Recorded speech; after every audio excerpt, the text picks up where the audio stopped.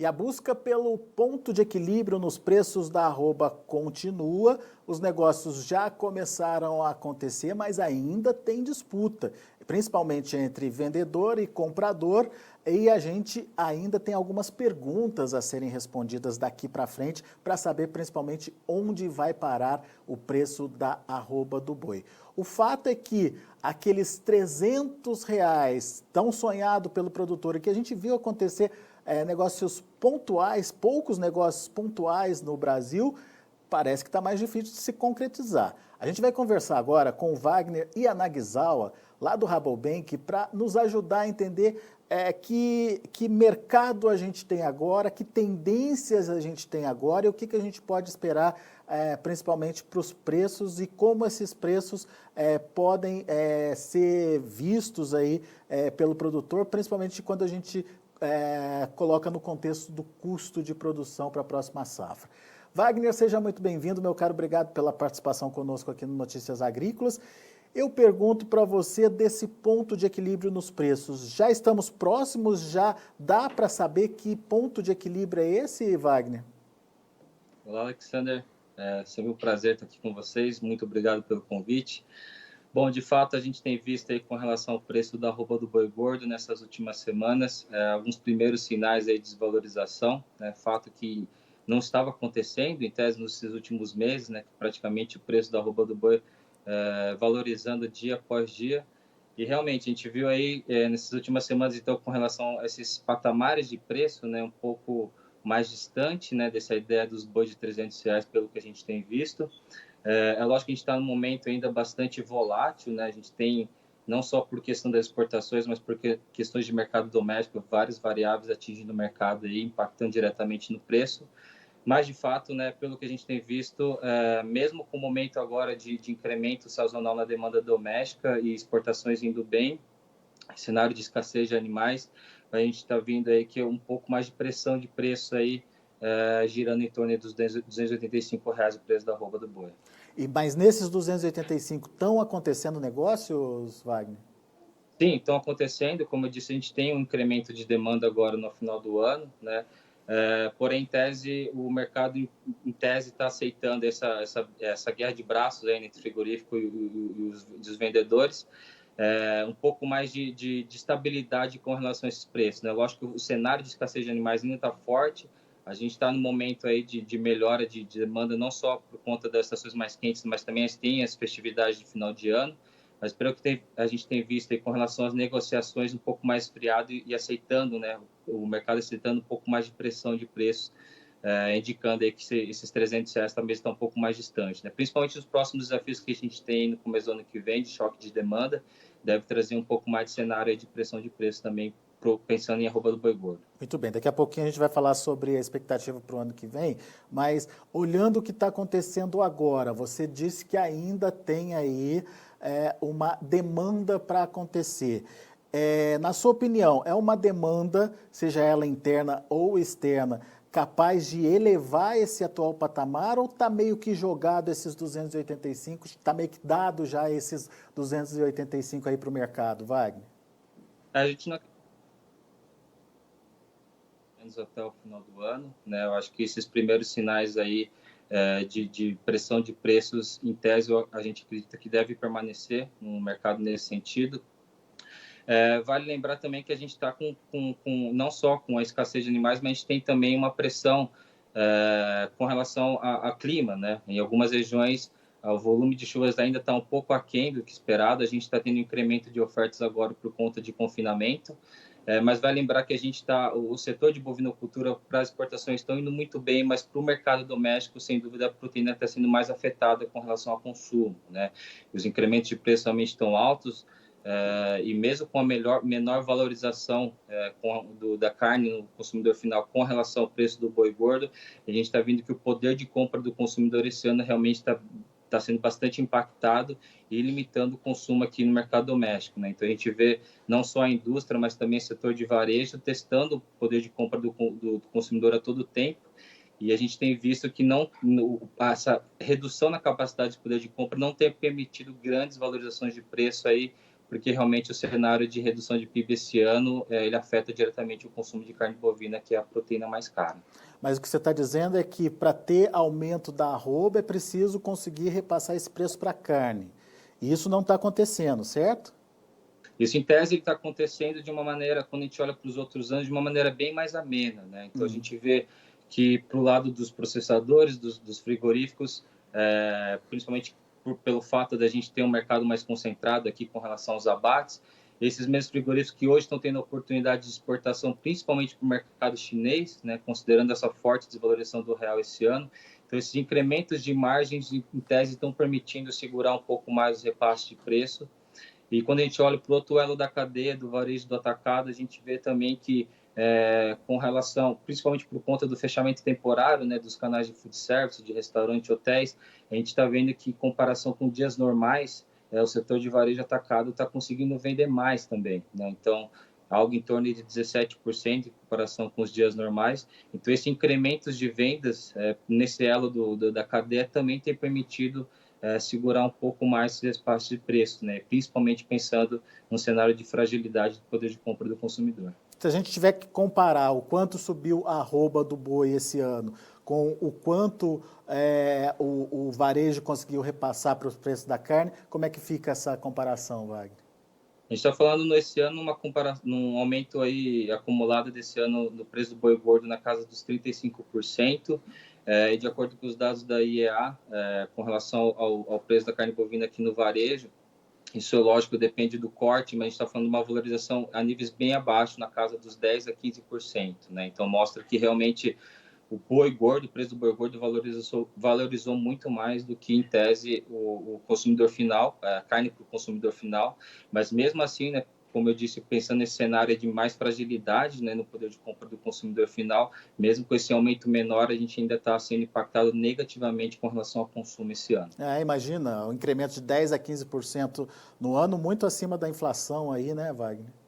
Sem dúvida. E para a carne que é a mais cara, né, quando a gente vê esse distanciamento de preços com relação a suínos e aves, a gente acaba favorecendo o consumo das outras proteínas que são mais baratas, né? Muito bem. Agora, tem essa questão do fim de ano, que a gente tem aquele tradicional consumo de fim de ano para acontecer.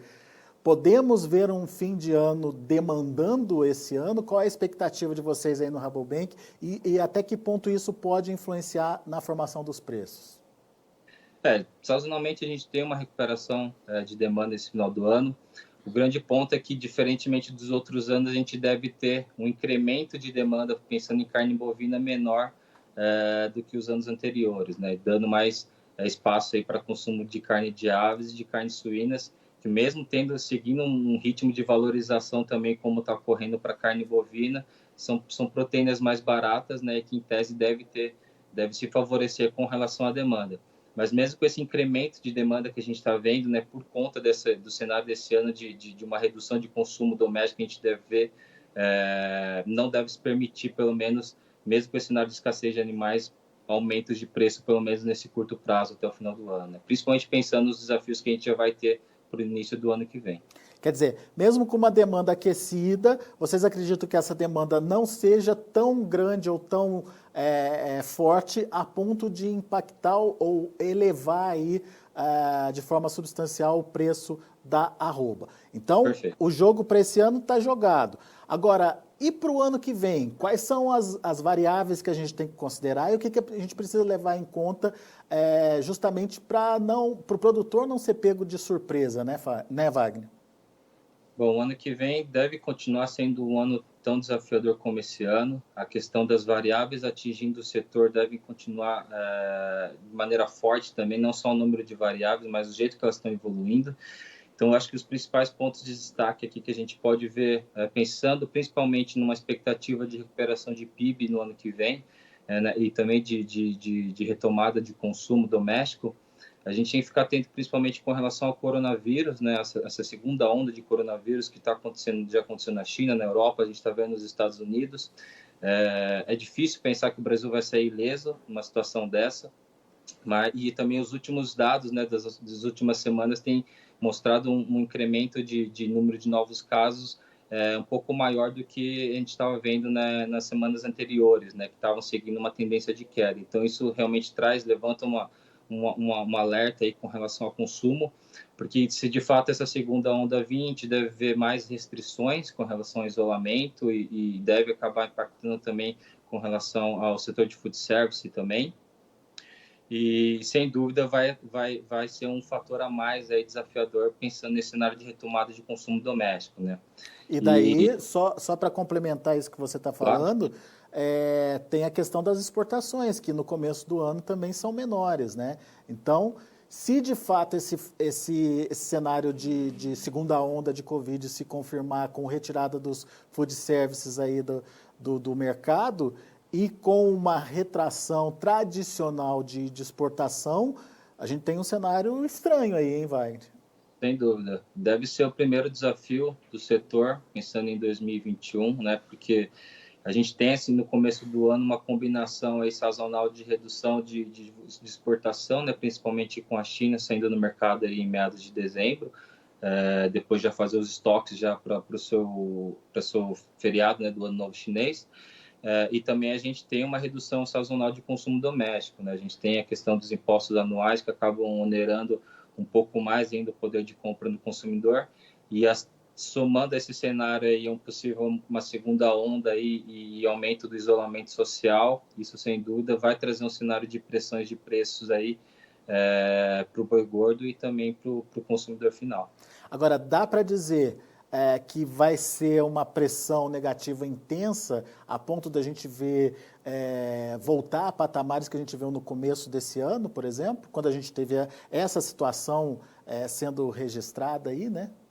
Dificilmente, Alexander. Os patamares de preço antigos que a gente estava falando, né, de 180, 190, R$ 200, esses patamares de preço estão ficando cada vez mais distantes da realidade, não só por conta desse reajuste forte que teve no ano passado, mas também questões de custo de produção, né? A gente vê hoje a questão da reposição em patamares de preços recordes também, não só igual o boi gordo, e também os custos de produção com a ração, né? Onerando não só a questão do confinamento, mas sistemas mais intensivos também de produção. Então, a gente já está vendo um teto aí de preços, né, para esse ano e para esse curto prazo, mas sem dúvida a gente tem um piso de preços também que não vai permitir grandes quedas, até porque o momento ainda é de escassez de animais, né? Por mais que a gente tenha um momento mais tranquilo, um pouco menos limitante do que o ano de 2020, né, com relação a estoques de animais, até porque a redução de produção esse ano vai permitir um incremento de estoque de animais um pouco mais forte,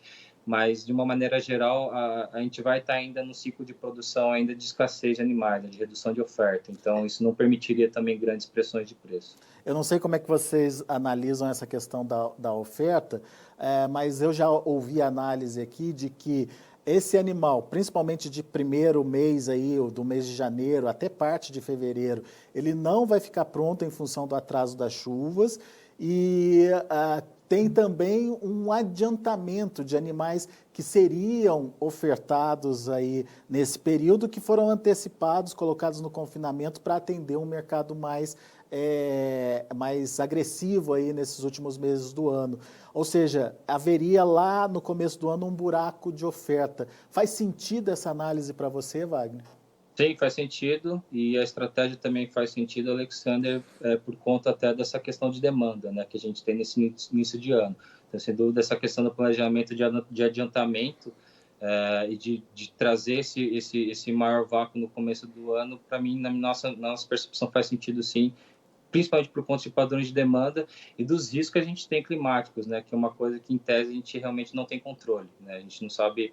A gente sabe que algumas regiões o nível de precipitação está abaixo do esperado, mas é difícil a gente cravar com certeza como vai ser o cenário daqui 2, 3 meses. Né? O que justifica, portanto, aquilo que você considerou, a questão de uma demanda arrefecida, uma demanda mais fraca, tanto de exportação quanto de mercado interno, mas também de uma oferta sem grandes volumes aí, botando pelo menos um freio numa queda muito drástica das cotações, né? que essa queda pode acontecer, isso é fato, mas não a ponto da gente ver preços como no ano passado. Pelo contrário, patamares acima do início desse ano podem ser vistos no ano que vem aí, tranquilamente, e também levando em conta o custo de produção aí para o pecuarista. Agora, Wagner, só para a gente finalizar, qual a melhor estratégia hoje para o pecuarista, na sua opinião? O que ele precisa ficar atento para não chegar lá em 2021, ter prejuízo, por exemplo, ou ver seu lucro todo alcançado em 2020 indo por água abaixo? Bom, com relação aos custos de produção, a gente tem hoje no mercado disponível muito mais opções quando a gente fala de pecuária de corte com relação a suínos e aves, por exemplo, né? Então, a gente tem ferramentas de mercado hoje, onde se o produtor já tem os seus custos fechados, ele consegue utilizar alguns derivativos para proteger as suas margens, pelo menos uma parte dela, né? Já que o mercado realmente está muito volátil, então a gente sempre aconselha pelo menos uma parte da sua produção, você ter controle, ter garantias do seu custo com relação à proteção. E com relação à demanda, tem que ficar atento ao mercado. A gente realmente, como eu comentei, assim, são N variáveis, né? Se a gente for comparar com os anos anteriores, o número de variáveis que está impactando o mercado este ano, no ano passado, e que deve também impactar no ano que vem, realmente é incrível, né? Até questões de experiência de pandemia, né? Quem da nossa geração, da outra geração, já teve uma experiência com relação a isso. Então, realmente, a gente perde bastante referência. Então, em momentos de volatilidade, a gente tem que estar antenado realmente com o mercado. China é um fator que a gente tem que ficar em atenção direto, né? Não só por conta da PSA, mas também de todas as oportunidades que está trazendo para a pecuária de corte por conta da PSA. Vale lembrar que a PSA não está ainda controlada na China, nem no sudeste da Ásia, nem na Europa. Não existe uma vacina também lançada disponível, então tem que ficar atento, porque qualquer pior nesse cenário pode continuar trazendo déficit de carnes para a China e trazer oportunidades para a gente. E também ficar atento com relação ao ano que vem, né? Tem essa questão do coronavírus, mas também tem algumas reformas importantes aqui que o mercado aguarda, que daria um pouco mais de sustentação nesse ritmo de recuperação econômica, né? Então, tem que ficar atenado a esses pontos mais macros, não só dentro da porteira, porque, sem dúvida, vai ser a demanda que vai ser o grande impulsionador dessa recuperação para o mercado no ano que vem, que é o que a gente está esperando, né? Mas, em compensação, tem a recuperação no mercado interno, mas, em compensação, pode mexer com o dólar, né? Tornando a exportação menos competitiva também, né, Wagner? Perfeito. A gente tem uma expectativa de R$1 um pouco mais valorizado no ano que vem. Isso, sem dúvida, acaba sendo um desafio a mais com relação às exportações, mas vai lembrar também que, com relação aos outros players, né, quando a gente fala aí de Austrália, Estados Unidos, até a própria Argentina, hoje a gente está ofertando a carne mais barata junto com a Argentina, né? A Argentina é um pouco mais barato, mas a nível internacional a gente está oferecendo um dos produtos mais baratos do mundo. Lógico que a questão da valorização do real deve impactar negativamente isso, mas tem um outro porém também com relação à capacidade de oferta, né? Então a gente vê grandes players, principalmente que atendem o mercado da China, como a Austrália, com uma forte redução de rebanho. Estados Unidos também teve um impacto um pouco maior esse ano, já que o pecuária de corte tem um ciclo de produção um pouco maior, né? A questão do fechamento temporário dos frigoríficos lá em junho, julho, impactou bastante também esse cenário de processamento. É lógico que não está mais, já está um pouco mais normalizado com relação ao meio do ano, mas impactou, sem dúvida alguma, nessa projeção de aumento de produção. Então, o Brasil está bem posicionado pensando em capacidade e em questão de preços para o ano que vem. Eu acredito que o nosso desafio mesmo deve ser na recuperação do consumo doméstico aqui, seguindo aí a nossa projeção de recuperação de PIB para o ano que vem.